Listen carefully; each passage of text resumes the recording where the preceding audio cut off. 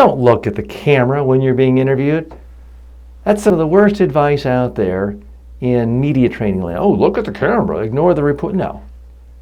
There are exceptions, I'll go over them in a moment, but in general, you want to look at the reporter who's talking to you. You want to look at the host who's talking to you.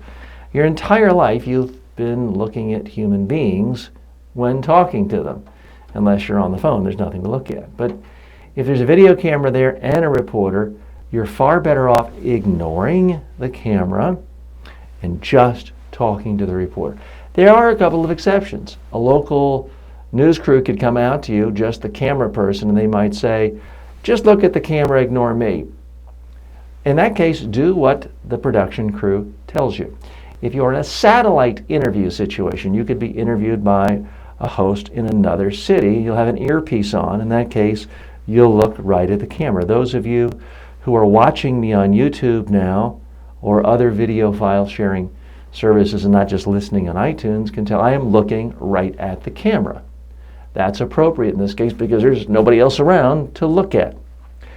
There are a couple of other exceptions. Let's say you are doing a Saturday morning, Sunday morning public affairs show and you want to invite people to come down to the walkathon to support your charity.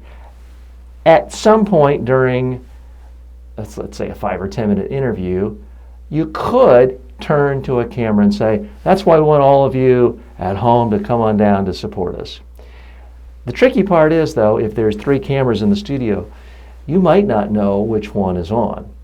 And a light might be on to start with, but then it goes to another one. So it's a little tricky. You really can't go wrong by just looking at the reporter or the host. If there's no one else around, by all means, whether it's a satellite interview, Skype video interview, look at the camera.